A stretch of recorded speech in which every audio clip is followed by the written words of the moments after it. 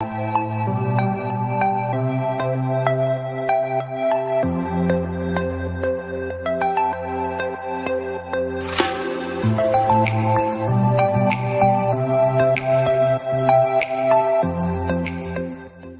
are a convention for fans from all backgrounds, any fans of science fiction, fantasy, horror, gaming, art, and generally just anything geeky at all. That's been one of the fun parts, is expanding outside of like traditional fandom, and because we realize that like people have different kind of stuff they nerd out about, right? It could be history or science or fountain pens, whatever it is. The common thread is that there's a strong interest in something that you want to share with people. So that's the point of conventions in my book, but also Multiverse in particular, is let everybody get together in an environment where everybody feels welcomed and included, like genuinely included. And it happens every October, third weekend of every October. This year it's October 20th through 22nd in Atlanta, which I figure most people know. At the Westin Atlanta Perimeter North, all the stuff's at multiversecon.org. For this episode, we welcome authors Randy Don and Derek Austin Johnson. Then we'll talk gaming with your host for the spotlight on the Multiverse Convention, Joe Compton.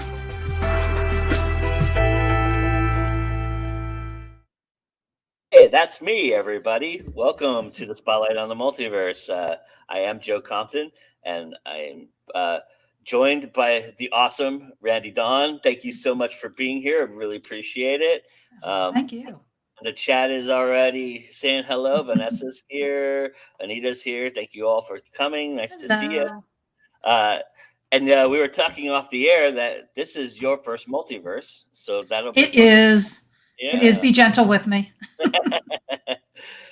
Vanessa says, "Yay, Randy!" Hey, Vanessa! Vanessa and I met at another convention, and I'm so. Oh, nice. So tell everybody a little bit about yourself. I'll give you this opportunity to talk a little bit more about who you are and what you do.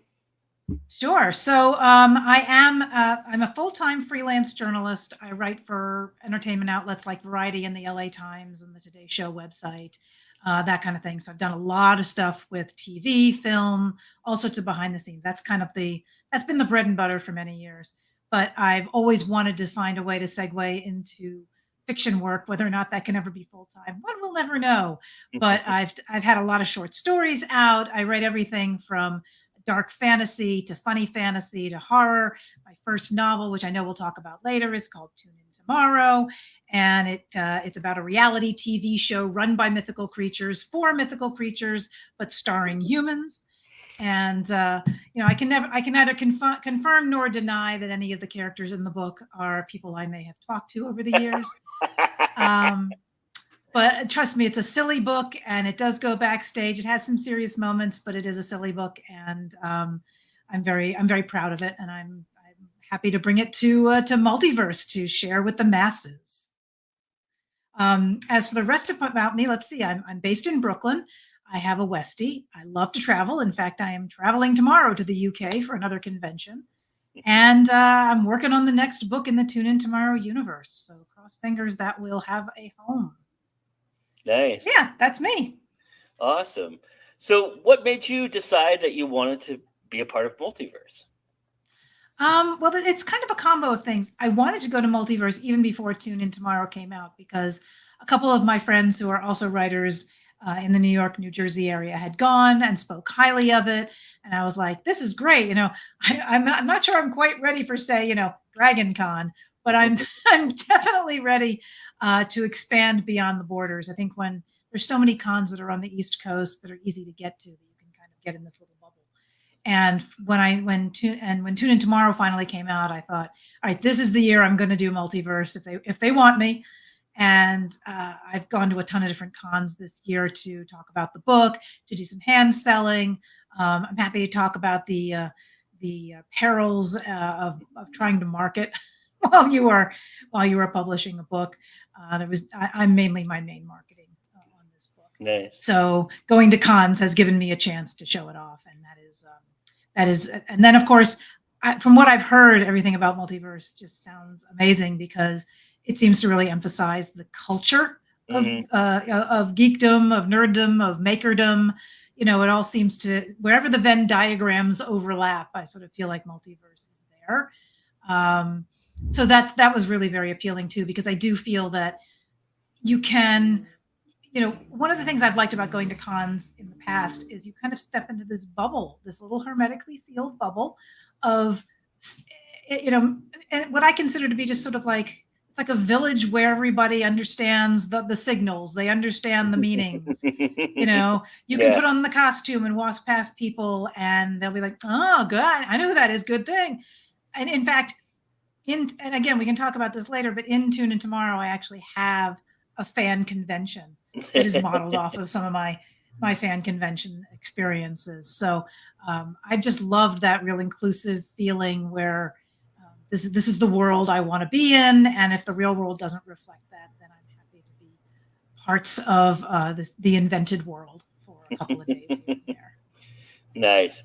Yeah, you'll appreciate this. I actually used New York to describe Dragon Con to somebody the other day. I said it's if you took all the 5 boroughs at rush hour and smushed them together in one city block, in one block of road block. That's Dragon Con in a nutshell, basically. Sounds overwhelming, honestly. Somebody told me 80,000 people come to Atlanta to go to it. I'm like, that's more than small. That's more than many towns. I mean, like, my God, how do you get a grip on that? So yeah, I'm happy to. I'm very happy. I'm not trying to make the comparison either. It's not like you can only go to one.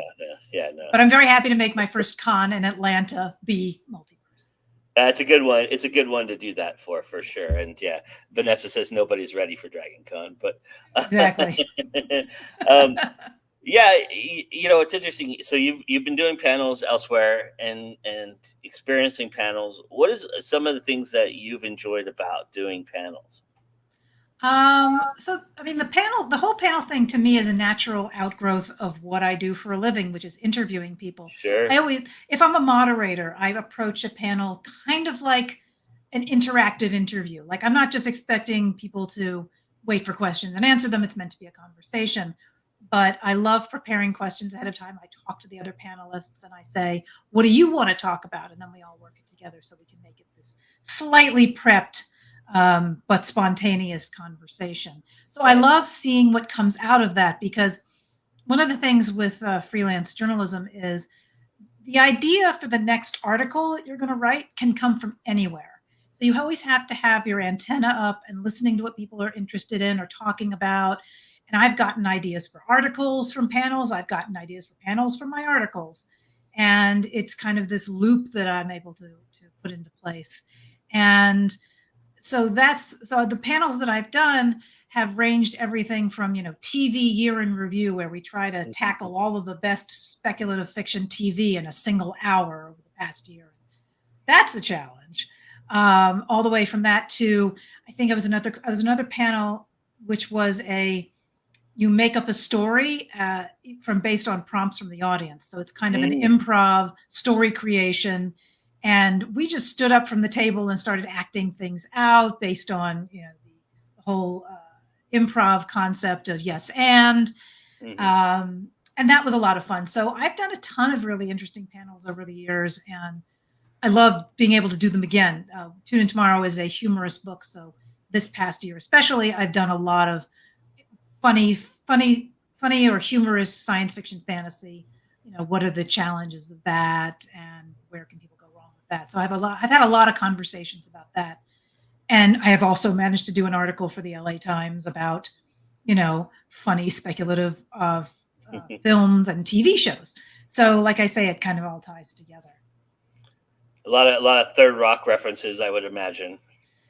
Well, Third Rock being a little maybe less speculative fiction, but yeah, it is kind of funny speculative. But yes, I mean, I'm a big fan of 30 Rock. I actually went to high school with Judah Friedlander, who was the guy with the trucker caps. I'm talking about Third Rock from the Sun. Sorry, not. Oh. Okay, yes. I'm like 30 Rock. Did you say third? Maybe you said Third Rock from the Sun, and I heard 30 Rock. I don't know. It's fine. Yes, I can imagine. Yes, exactly. Third Rock from the Sun. Yes, they are aliens in disguise, and it's funny. I never watched it. I'm very hard with sitcoms generally. Yeah, me but too. A lot of people love it. My husband really loves that show. I worked for a production company in LA that did a lot of pilots, and a lot of those were sitcoms. And you just realize how disgustingly, horribly, formulaic and terrible they are. And it's like, I would almost rather work on reality television, to be honest with you, than to work on a sitcom. Well, the thing is, that sort of formulaic aspect of it, if I can predict what's going to happen, I tend to get very bored quickly. But yeah, when you have a good show like a Ted Lasso or something, definitely can get into a sitcom. The Office, British version primarily, is a favorite of mine. So, there are sitcoms that I have liked, but there's just some that are just so repetitive. I'm just like, that's not what I'm here for. Yeah. Somebody's just written sitcoms are painful to watch. Yeah, quite a lot of them are. But to be fair, and not to get too wonky on the business end of things, they're much shorter than they used to be. Yeah. So sitcoms used to have not a full half hour to tell their story, but certainly more than they do today. Now they have maybe 21, 22 minutes to tell a story. Yeah. And that's not really enough to give you a real punch. And it's so nice to see how streaming, for good or ill, now that we're seeing with all the strikes going on, but streaming opened up the window to say, well, an episode could be a half an hour, it could be 35 minutes, it could be 25 minutes. Most sitcom scripts are about 21 pages long, and that's 1 page per minute. And trying to account for the 3-minute commercial breaks in between, because a lot of them were network based, and everyone who does a pilot really wants to get on a network. So, I mean, now that's different. The streaming was just starting when I got into the production end of that stuff. So that wasn't prevalent, but I'm sure it's a lot different now. But that said, I would like to give a thumbs up real quick to a non-spec fic sitcom that I am and really enjoying. There you go. Abbott Elementary. Elementary. Very good. That's very good. I like that one. Yes. Yeah, that's a very good one. It's all in the same vein as it's in the vein of my favorite one, which is Parks and Rec. So that's my all-time favorite. But very good show. But it's interesting because I asked you about the panel thing, because with Multiverse, and you seem to fit. You're going to fit right in with Multiverse panels, by the way. Yay! Because one of the things that we talk about a lot here on this show, that we've talked about quite a bit, is the idea of the Multiverse panel being just a tad bit different than your normal panel. And I'm seeing a lot of conventions that I've been to lately who also have some crossover from Multiverse adopting this style, which is a more conversational crowd style. It's more of like a sewing circle. It's more of like somebody, having a conversation that everybody's having the same conversation about, or having or sub conversations going off to the side. But like, it's not question and answer. It's not the words escaping me, but like presentations and stuff like that. It's mostly interaction, and the crowd is very much a part of that interaction, which is very, very cool. So I went to I did a lot of cons, that start the word cons. I'm hoping I'm remembering this one correctly, but the one that I was just at Minneapolis was, I believe, called Confluence. And at Confluence, that one of my panels was meant to simply be like, to discuss the show Enola Holmes. And I'm like, is there a specific focus? No, apparently not. So the idea was, they didn't literally state this, but the idea was to work in the audience at some point, not just a Q&A at the end after we had the big, long conversation between the panelists.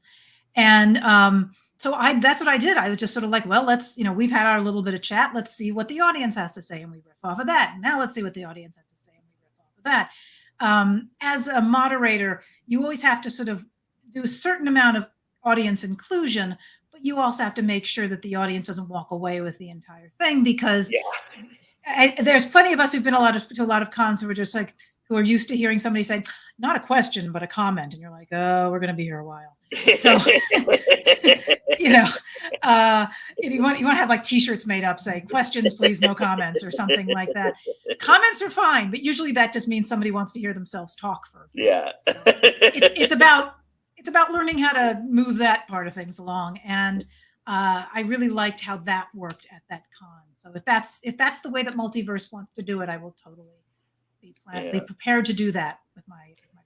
Yeah, I mean, there's smaller gatherings in a lot of respects, especially in the earlier ones. So, and then there's ones that have complete participation that you just can't help. The audience has to participate. So there's those as well. But the chat went on fire about sitcoms. By the way, that seemed to be a really good topic. Convenience is a great sitcom. Sean says, I really do not care for sitcoms. Most of them succeed on bullying and general meanness and lowest common denominators. Mm-hmm. There are exceptions like MASH, Barney Miller, The Jeffersons. Yeah, sitcoms used to be really smart, actually. Yeah, historically, there are some really excellent. I mean, the Norman Lear sitcoms almost across the board are definitely worth revisiting. And it's amazing that man is still with us. And I think he just turned 100 or 101 or something, or maybe he's just close to it. But everything from the Jeffersons to All in the Family, those kind of ones. MASH is an amazing, at least for most of its run. Yeah. There's a whole. I'd throw Cheers in there, and a little bit older ones. This will give away my age a little bit, but when I was quite young, our family would sit down on Thursday nights with NBC and watch a 2-hour block every single time, because it was Family Ties, Cheers, Night Court, which is really silly still. But I loved John Larroquette. And then I'm trying to think what the fourth one was, but there was another one that we watched. It was just 4 in a row, and we're yes, we are here for the night. Yes, I remember the Family Ties block there, Night Court block. Dreaded the more comment than the question. And yes, we've all been there, people. We've all been there.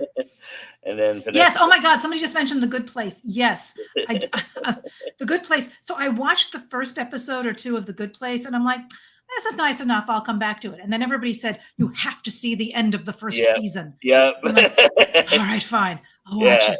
And then I'm I am so sold that I'm rewatching it with a friend and her daughter now. I mean, it's just amazing. Night Court has the best theme song ever.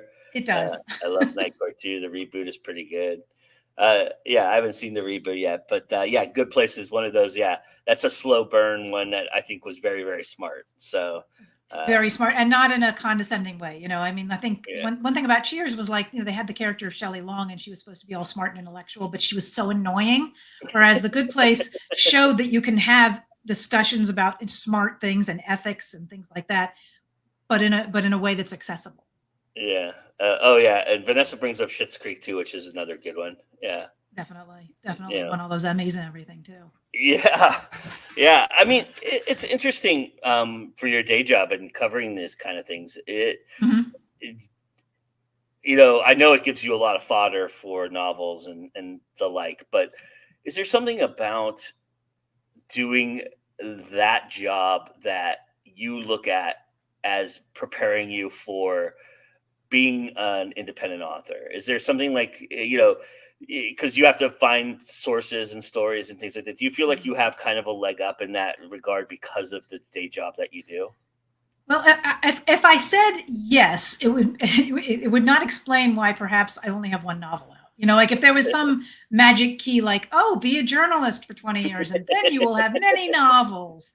So because it's hard to write a novel, damn it. That's why. Well, it's two really different things. I mean, I think that where journalism and writing and the entertainment industry has worked for me is there's that classic phrase, write what you know, right? Yeah. But when you're 20 years old, 25 years old, you don't know that much. You think you do, but you don't know that much. And by know, I mean, what has been your extended emotional life experience that you can now filter into a story?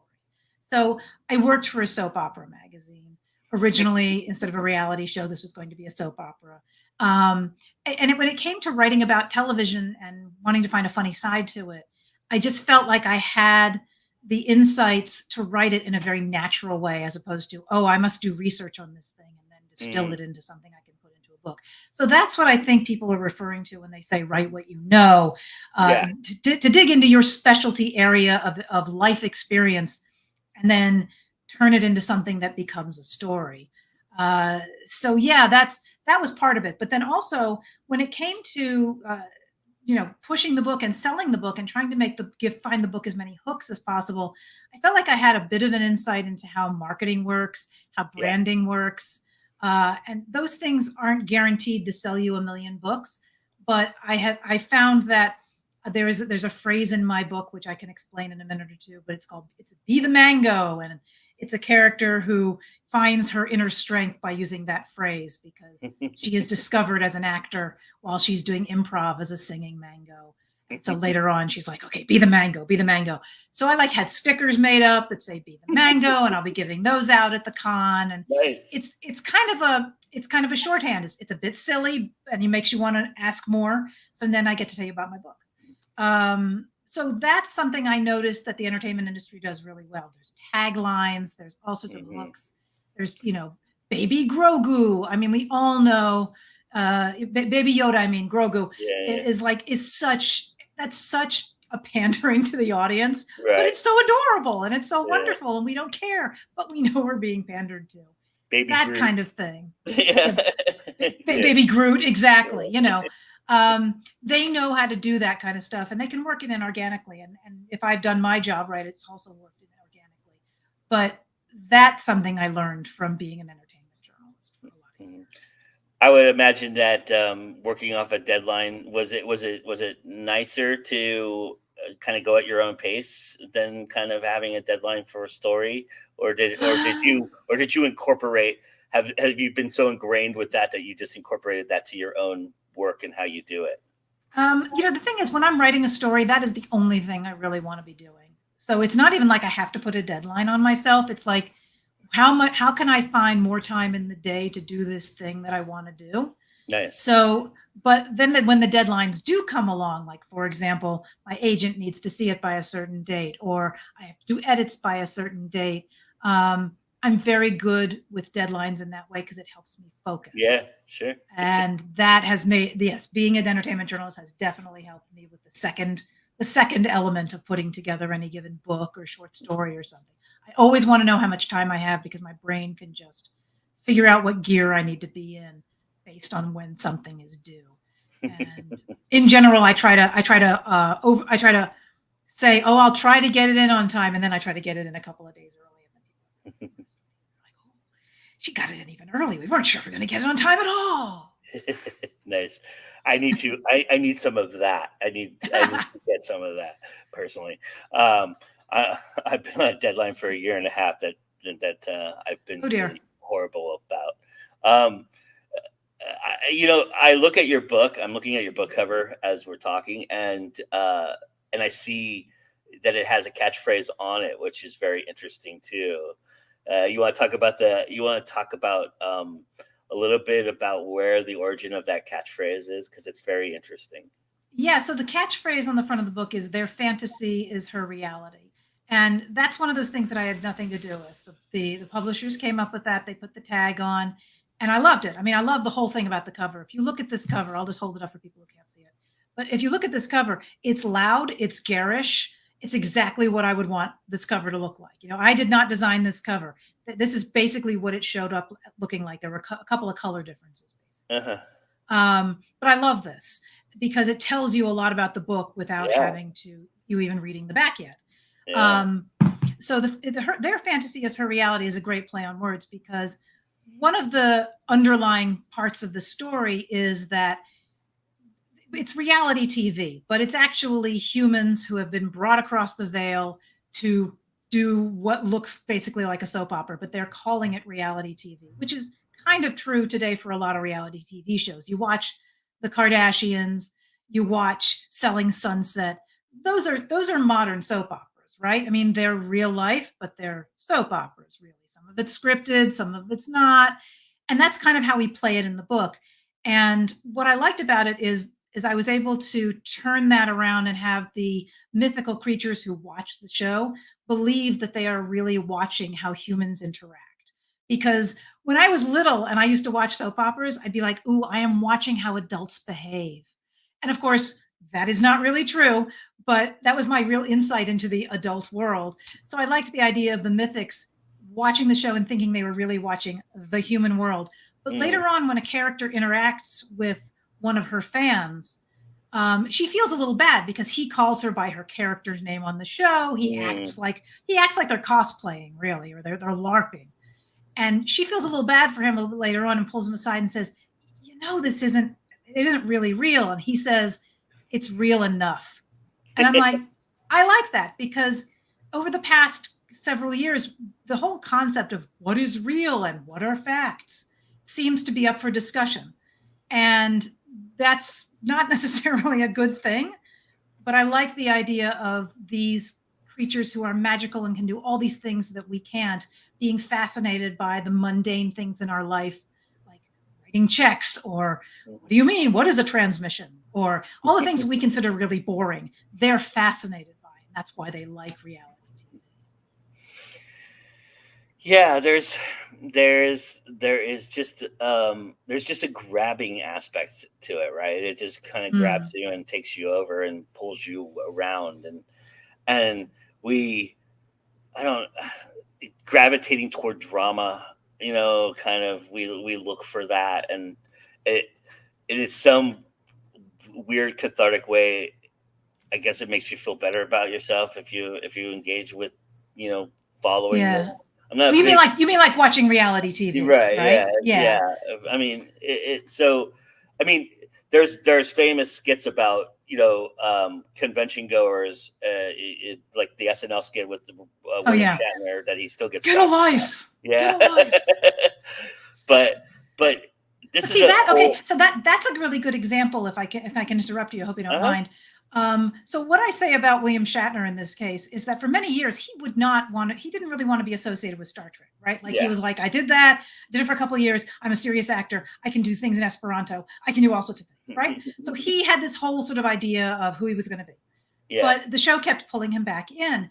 And I think he became a much more beloved actor and a much more successful actor when he sort of embraced his inner Shatner, Yeah. which is what he did by doing that Saturday Night Live sketch, was Yeah. to embody but also stand outside of it and be a little meta about it.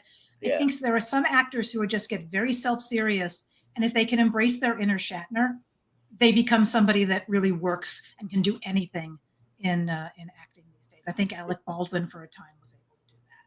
Yeah, I think Robert Downey Jr. is kind of going through that right now as well, a little bit, kind Yeah. of, but I think using Shatner as an example that has Mhm. prepared those guys to kind of know how to deal with it eventually, and Mhm. I think we're also in an age where you just can't get away from anybody. I mean, it is the gotcha journalism, and just being, the internet is just everybody's life is online right now. So Mhm. it's like it's harder to just get away from all that. So you either embrace it. There's two ways to deal with it, right? You embrace it or you fight it. And if you fight it, everybody's just going to come at you harder. So, you Right. know, Yeah, it's hard to be a public figure or have a career that puts you on a stage in some sense, but then decide that you don't want to get involved with anything else other than the art. right. That's much harder to do today these days than it used to be. But there are still plenty of regular folks who are completely not on the internet, and I don't know who they are because I'm on the internet all the time. I don't know how to interact with them. But good on them.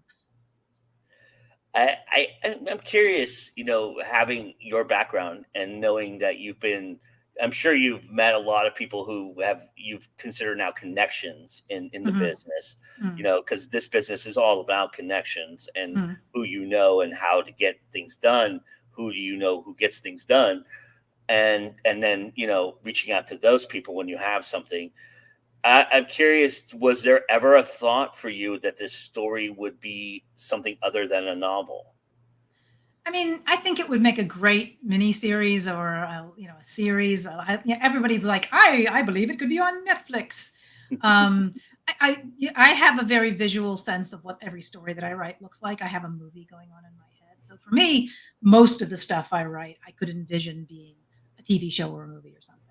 I feel like the meta reference of this TV talking, being a TV show, but talking about TV totally could work. Hmm. But in terms of making any of that happen, it's if you know a context, that's great. I have not found that necessarily gets you any traction. I'm not really Yeah. sure how one gets that traction. The closest I was able to do something in terms of getting getting any sort of notice by any celebrities is when the book first came out. I had an interview with Seth Meyers in person in his office, And afterwards, I was like, I have a book. Will you see my book? And I gave him a copy of the book in the hopes that maybe, he might like put it on social media or something. Nothing happened. But then I also interviewed Jamie Lee Curtis when she was doing all of her Everything Everywhere All at Once / Halloween Ends promotions. And we did the interview, and I was like, great, this is actually a book I could see her getting into. I could totally see her playing one of the parts. But I mentioned that I was also a writer, and she said she has a production company that's actively looking for stories. And I'm like, this is great. So I gave her the book, and she actually did put it on her Instagram. Like, oh, nice. She came home from her travels while interviewing and had a couple of books, and she put them all up on her Instagram. And I'm like, great. And I don't know that got any traction at all. It's nice that it was out there. It's really kind of a crapshoot. You just can't know if anybody's ever going to pick it up. I was actually more referring to when you wrote it originally. Did you ever thinking about writing it as a TV series or? I see what you're saying. No, I've never. But it's good that you answered the follow-up question, which was that. So. Oh, right. No, I've never written a screenplay, and it's possible I could, but that's not kind of where my mind goes. I like to talk. I have 400 pages worth of things to say, not 120. Gotcha. That's awesome. Well, Randy, it's been awesome talking to you. Thank you so much for taking the time to spend with me. I look forward to meeting you in October in person and experiencing a panel that you're on. That'll be fun. I have a feeling they're going to be really well done. So I'm real excited about that. And thank you for the opportunity to talk to you tonight. I appreciate it. Oh, you're very welcome. And thank you so much for having me on. And thanks for everybody who came out and asked questions and everything. You guys are great. And please say hello at Multiverse. Tell everybody where they can find your book and where you're at right now so that everybody can kind of go and check it out. Sure. So it's pretty easy. If you look at my name right here in front of me, I'm randydawn.com. And if you can't remember that, the name of the book is Tune In Tomorrow, and I actually own tuneintomorrow.com. So either one of those will take you to my webpage, take you to the book eventually, and you can find all the stuff you need to know right there. Nice. All right, everybody, we'll be right back. We have a sponsored video from Inked Publishing, who is a sponsor of Multiverse, and then we'll bring on Derek Austin Johnson. Thanks again, Randy. Have a wonderful rest of your evening. Bye. Thanks, you too. Dear reader, welcome to this collection of stories where villains arise. And who doesn't like hidden surprises? We've all given that handle a twist and a turn. Each of these stories likewise has a twist. It could be quirky, it could be fun. It also may be very, very horrifying. But it's definitely not what you'd expect. These stories have villains who arise from conspiracy theories, some from urban legends, others from realms of spirits, and a few from the depths of your very soul. Wherever these villains may be hiding, I hope you enjoyed discovering them. And as you turn each page in anticipation of the villain arising, that aha moment just might make you jump. Check out Hidden Villains Arise, now available on paperback and Kindle from the folks at Inked Publishing.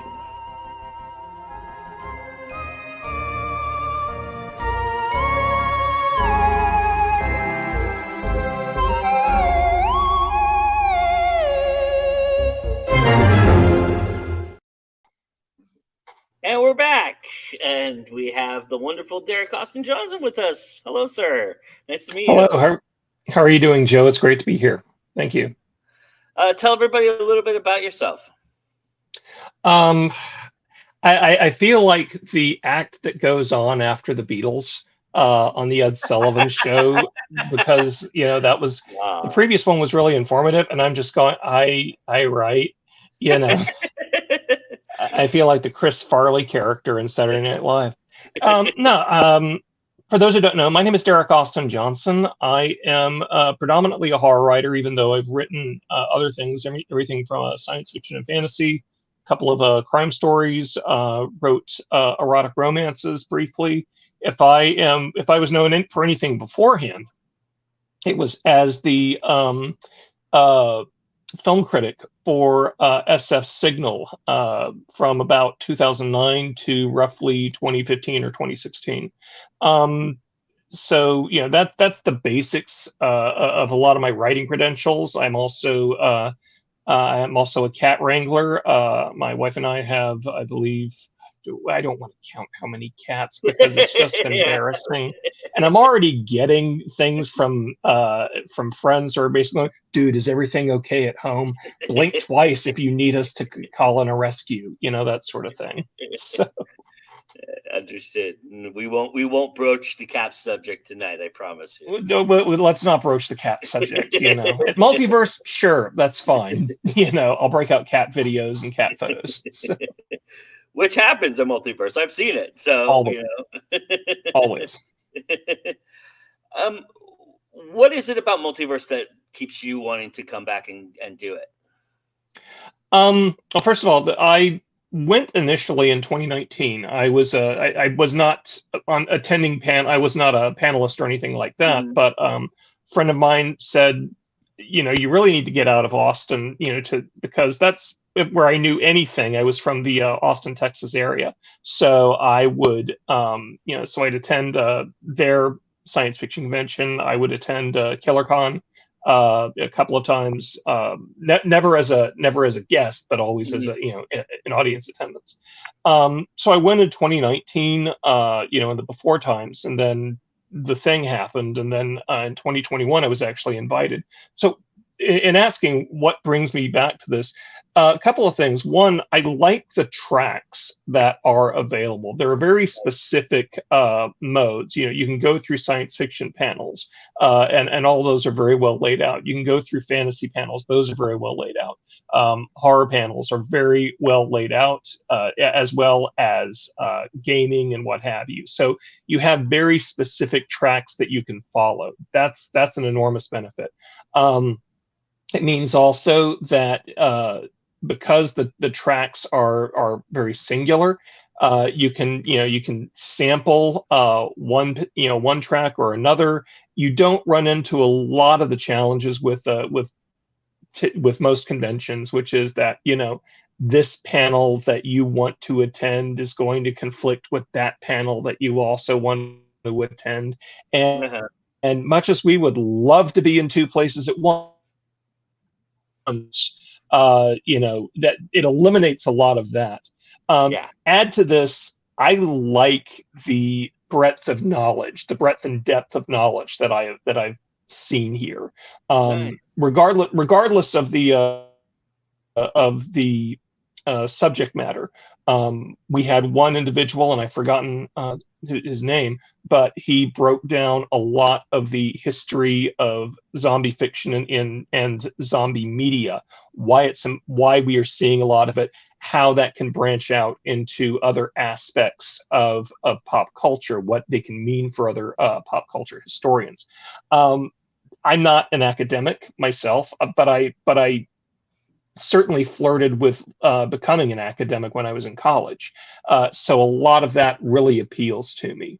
And the fan base, specifically in Atlanta, is incredibly engaged and incredibly knowledgeable. And they have a breadth and a scope that I'm not saying that other conventions don't have that, but I think because of where they are, they have a distinct advantage over some other areas that I've attended. Yeah. Oh, somebody just said, who did the zombie thing? That was John Edward Lawson. Absolutely. And his was incredibly informative. I really enjoyed that. So yeah, absolutely. Yeah. Jesse mentioned that he loves Austin. It was a visit to a con there that originally inspired the idea from Multiverse. So yeah. Oh, absolutely. So Sean is amazing, and Sean is very happy you mentioned gaming. Which, Sean, by the way, stick around. I'm mentioning it a little bit later tonight as well. Oh, come on, Sorry, I'm on my laptop, so it's clicking. Quite all right. Yeah, and I also loved Austin. I lived there for a year. And I attended the Austin Film Festival a couple times and did a lot of things there. So I love that. I love that Continental Theater and the area, the downtown area is amazing there. But it's really it's a fascinating place. I grew up here. I went to college. I mean, my entire family comes from the Central Texas area, but I attended the University of Texas in the late '80s and early '90s. Oh, nice. This was at about the time of this was about the heyday of the cyberpunk era. So, one of my I hasten to call him one of my mentors, but I had workshopped with Bruce Sterling. I'd workshopped with Don Webb. So even though it took me a long time to actually begin publishing under my own name and actually develop some confidence in doing that, they were actually very instrumental in trying to get me in helping me sort of guide me into the fiction I wanted to write. So, or I was confident in writing. So yeah, absolutely.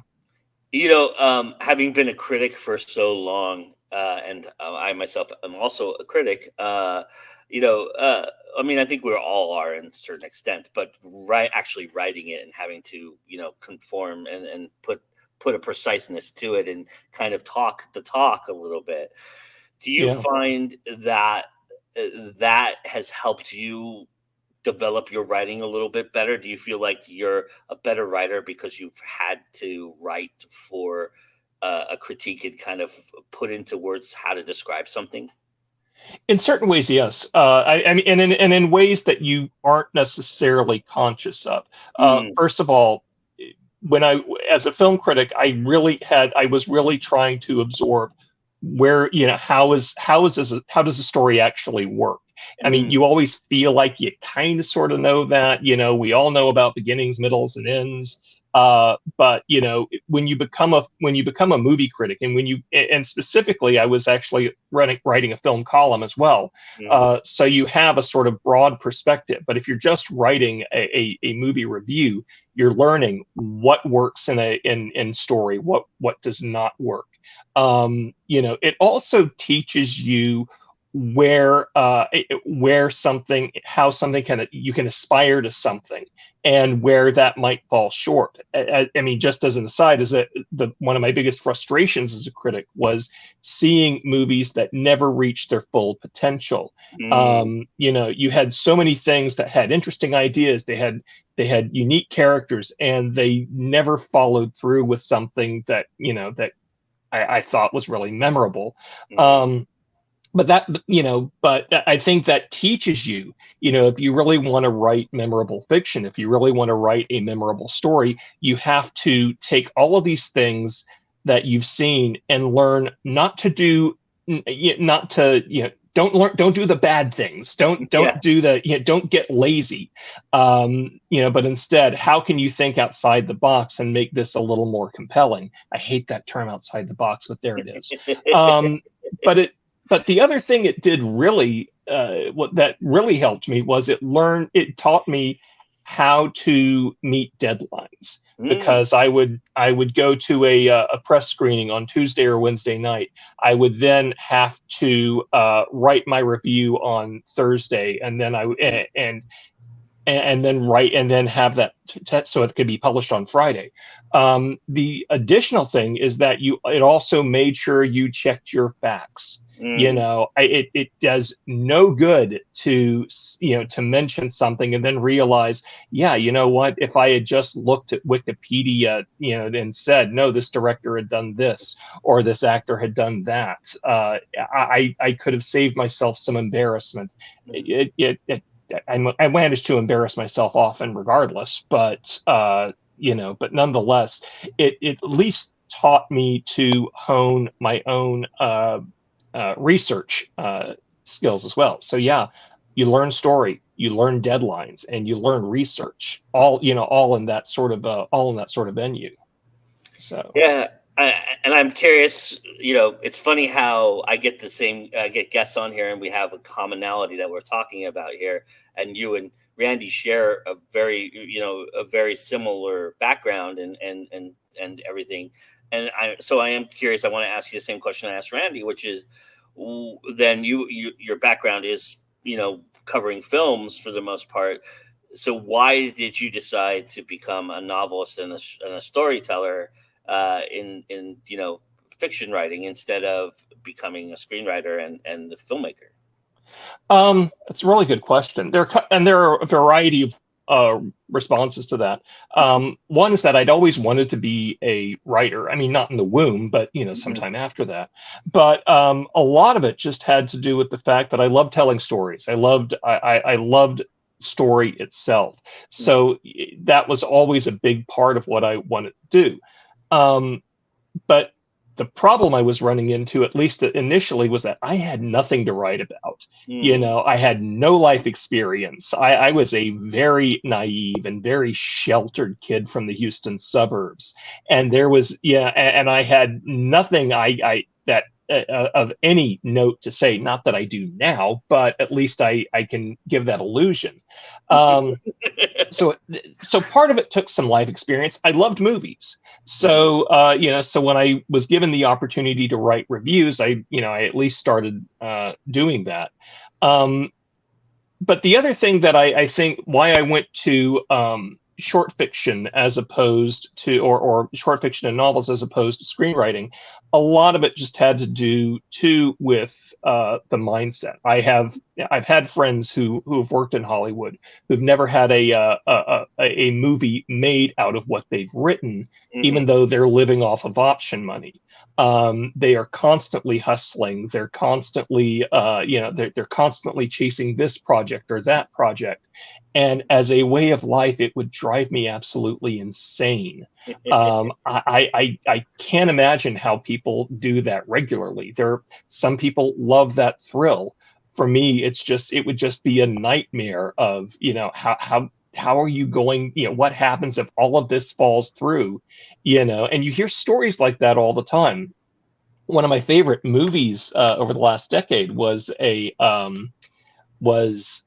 a documentary called Jodorowsky's Dune, which talked about Alejandro Jodorowsky's attempt to make to adapt the Frank Herbert novel. It would have been an insane fever dream, and everything looked like a go, and everything fell apart simply because they could not get any funding. And for something like that, even it just seemed like I would not be comfortable. I would not be happy trying to do something like that. And it's, you can do any kind of movie making now. Steven Soderbergh makes movies off of his iPhone. You have the ability, you have the tech to do it. But I don't want to try to learn any of that. I'm still trying to learn how to write a perfect sentence. Fair. And to try to learn the ins and outs of the technical aspects would be a headache that I just don't want to mess with right now. Funny anecdote. At the Austin Film Festival the first one I went to, there is a movie very similar to that called Lost in La Mancha, which is the story of Terry Gilliam trying to make Don Quixote into a movie, and how it's followed him around in this curse for 20 years. And it was actually, a movie he tried to make with Johnny Depp, and it was everything you could possibly go wrong on a movie set went wrong, and they filmed it. Absolutely. It's one of the most fascinating and most reassuring things as a filmmaker that I've ever seen in my entire life. So. And I think you have to have a certain degree of humility about something like that. Understanding that anything can go wrong, and I'm fascinated really by the number of movies that aren't made for whatever reason. I think of David Lynch's Ronnie Rocket. Which is supposed to be just an insane piece of work, but he'll never get to it. He's always had this funding issue or that funding issue. I'm a James Bond fan, and I would love to have even though the end result probably would have been horrific, I would have loved to have seen Timothy Dalton's third Bond movie. Just because okay, he's fighting a killer female robot. All right, I'm in. Sure, let's see what that looks like. Yeah, that was terrible. But I'm fascinated by the movies that have never been made. Yeah, So. Kevin Smith's Superman movie. All of that. It's very interesting. Yeah. Writing the multi-genres that you write in. You mentioned it sounds like horror is more of where your comfort zone is. Do you feel like that's the case, or have you discovered that you like another genre that you were kind of just playing with at first? Actually, I think the first story I ever wrote under my own name was a science fiction story in a Texas bait themed anthology, and I was thrilled because I'd always wanted to write science fiction. I'd always loved science fiction, and I thought, oh well, this is going to be a great, this is my entry. I finally made it. I get to the, I'm going to get to the limousine and cocaine parties any day now. Told you I was sheltered. So I went, okay. You're also revealing a little bit of your age there, but yeah, a lot of my age. Oh yeah. But nonetheless, so I decided, okay, so for the next, I've got this story I can write, I've got that story you could write, and I get 500 words in, and I would just get bored immediately, and I couldn't, and no matter what I tried, I just couldn't make anything work. I lost interest immediately. I tried a space opera, and I was just going, that's just too daunting. Why? I don't want to read this. Why would anybody else want to? And I had to come up with a story for a writing workshop that a friend of mine was holding. And what happened was that I had to come up with something. I had this vague idea for an alien invasion, and I was just going, it's not gonna, I can't make this work. And my wife was watching a documentary on the making of Night of the Living Dead. As I was sleeping. Most of the information I knew. So when I woke up that morning and I was driving to work, I was just going, how do I do this? What if we just made the alien zombies instead? And the next thing I know, I'm in my cubicle and the story is pretty much writing itself. Nice. So I went, okay, well, that's good. That's, so at least I have something I can submit. And when I submitted it to the workshop, suddenly, I was prepared for the worst, and everybody was saying, no, I actually think this one works pretty well. I think you've got to check this and you got to check that. And the host said, this is the most emotionally honest thing I've ever seen you write. So, nice. So next thing I know, that's where it kind of started, which is ironic because I grew up in the 1980s at a time when horror meant slasher, and I wasn't a horror fan at all.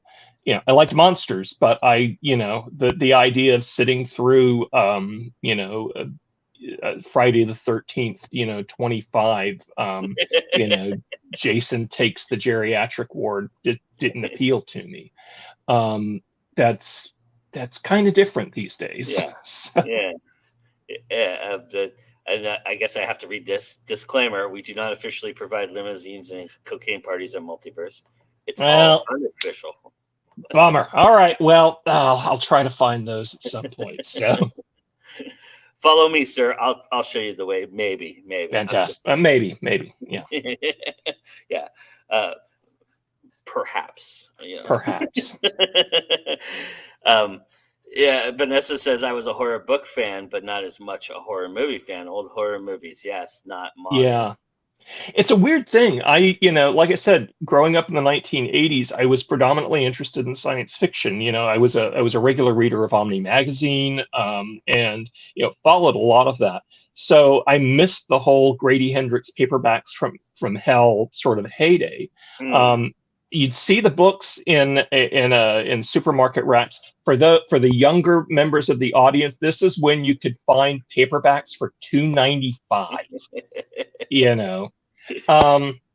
So I missed that entire world, and you know, it was funny because it was still creeping in. You know, I would read Omni magazine and I'd find this new British writer named Clive Barker who had you know, a story called The Books of Blood, and I knew George R.R. Martin from Sand Kings, the science fiction story, and then he wrote this horror tale called The Pear-Shaped Man, where, you know, cheese doodles become a symbol of fear. That happened an awful lot, and it sort of shaped a lot of a lot of my imagination.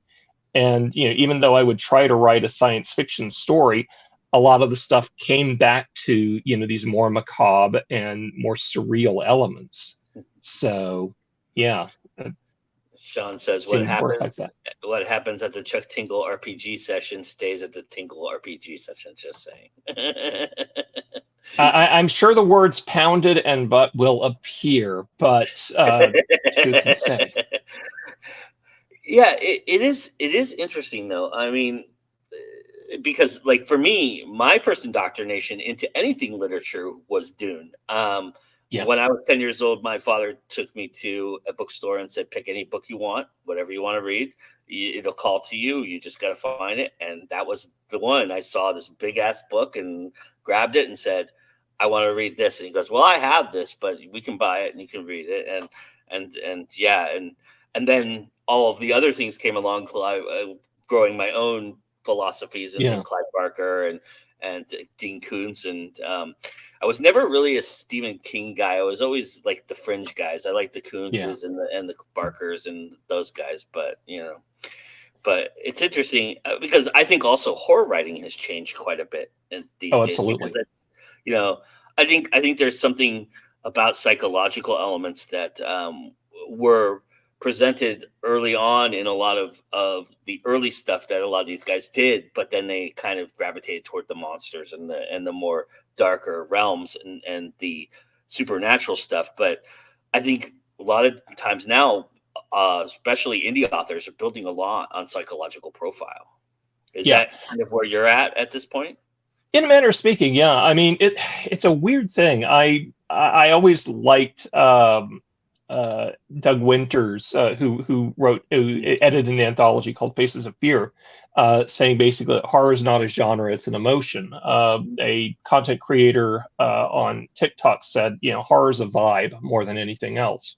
I kind of like that, and I think that allows one to get away from anything, you know, like the horror story, which I think has sort of been the biggest the biggest hindrance to a lot of people with regards to horror. Yeah. I saw Vanessa G was mentioning Clive Barker and Dean Koontz, and specifically when you look at somebody like Barker, you know, you can look at those early books of Blood and he's going, yeah, okay, that was fun, but, you know, now I'm going to write this 900-page macabre fantasy called Imagica, which, you know, where he has these, you know, these long passages on philosophy and on sexuality, on identity, that really are kind of arresting.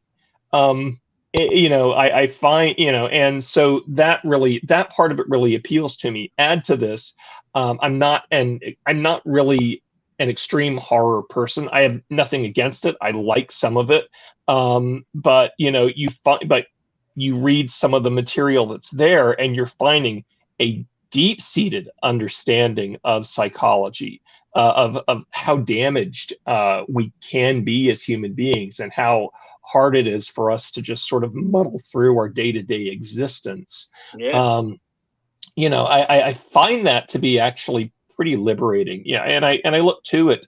You know, people like Nathan Ballingrud, who is you know, who writes these lyrical stories about very damaged people. It's like reading a cross between Raymond Carver and H.P. Lovecraft. You have these people who are in these dead end lives, and then you have this, odd, you have the odd intersecting with them just trying to, muddle through, dead end jobs and avenues of despair. I find that absolutely remarkable, and it helps sort of pull it out of that standard, hey kids, let's all move into this haunted house. Yeah. No, let's not. I feel your philosophy is very akin to my love of comic books as well. I was never a superhero guy. I loved some certain ones. I loved always the antihero. But when I discovered Harvey Pekar, everything changed for me. Yeah, that was like, there's a guy talking about his mundane life and the damage that he's done and the stupid things that he always says, and it was very refreshing to me, and those are the kind of things that I gravitated toward. I really enjoyed that.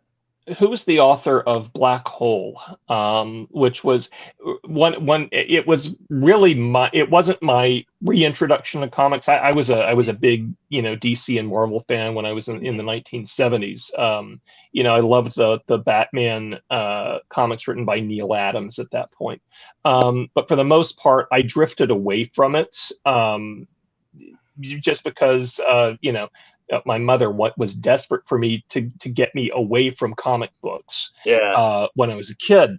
And then I think she screwed up in reverse by saying, have you ever watched Star Trek? And but nonetheless, it really was the movement where I was going back to comics, and I was discovering things like Watchmen and V for Vendetta. I was discovering things like Love and Rockets, where there was a great deal of psychological depth. There was a great deal of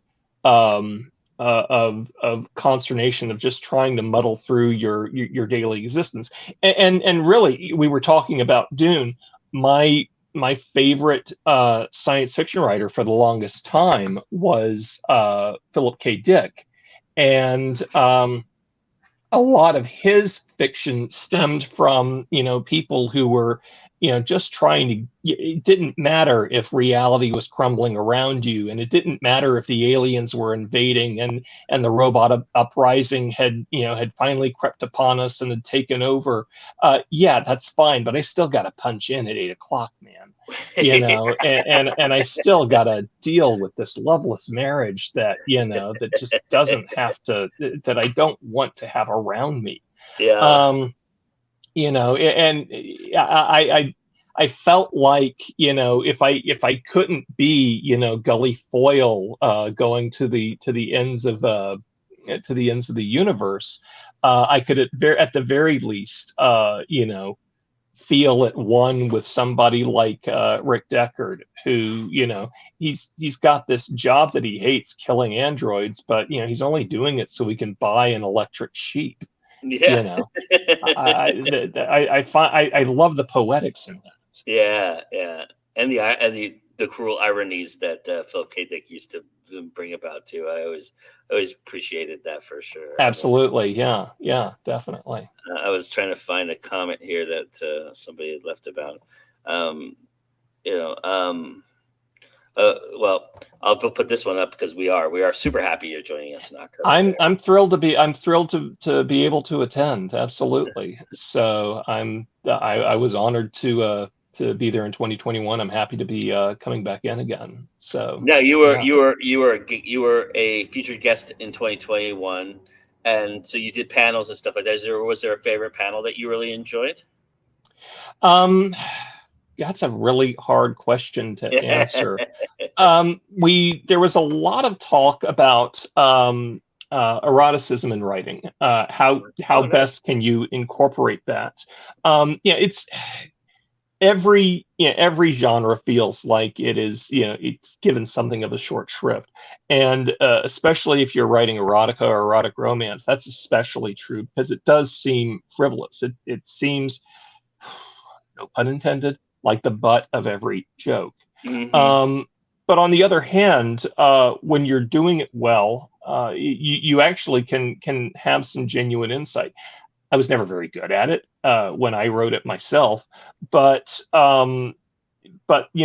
ultimately it seemed like there was a lot of consensus of just how difficult it is to actually tell a story that could be well, for lack of a better word, exciting.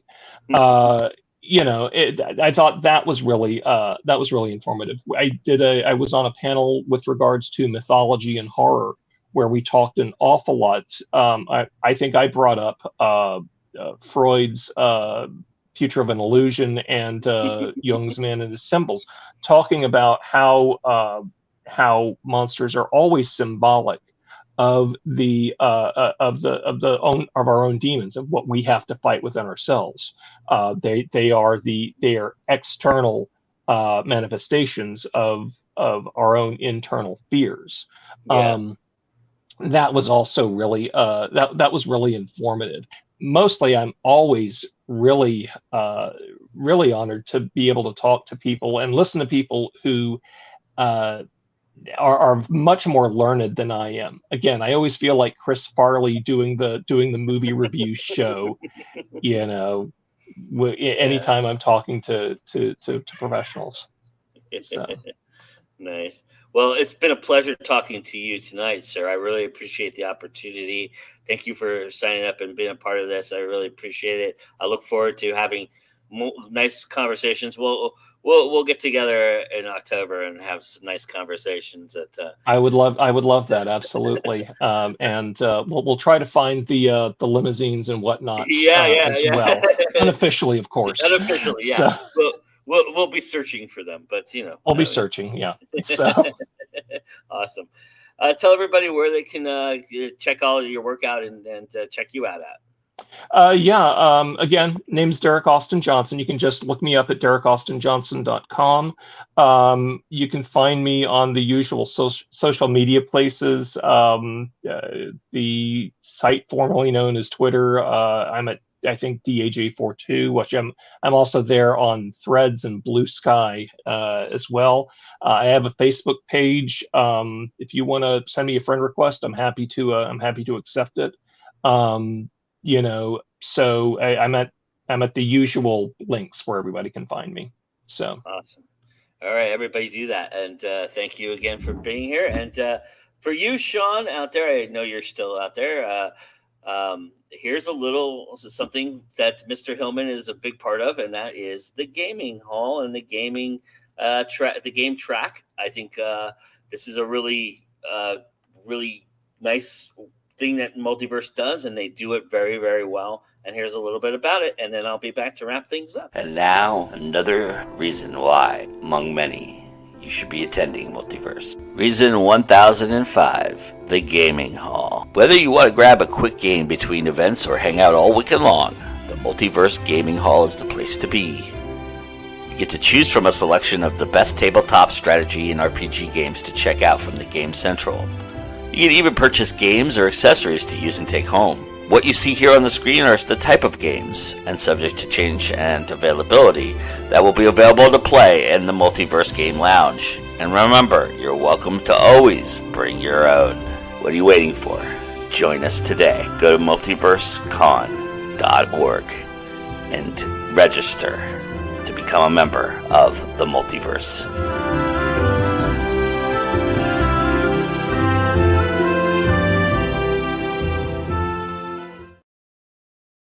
Well, at this point, you've heard it all before. I've done 16 episodes of this show now, and every time I'm ending it the same way, which is, hey, if this isn't a good enough reason to come to Multiverse, I don't know what would be.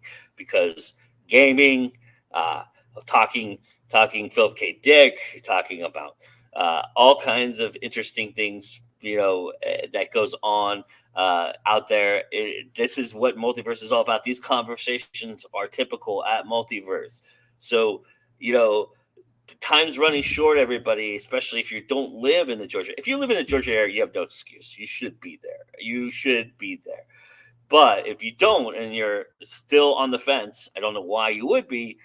I think you should get off the fence, get on your computer, which you're on right now, watching me on, or on your phone. If you're on your phone, I understand people watch this on their phone.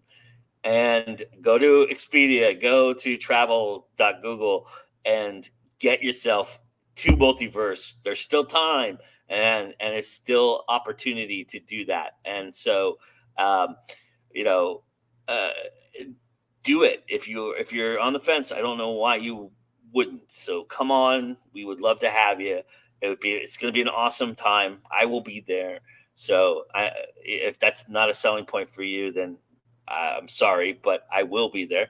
And everything about that is, just an amazing, amazing experience. And so I think you'll want to attend this year's Multiverse and check it out. And we thank you for checking out this show and being a part of it. And remember that it's always time to go indie now.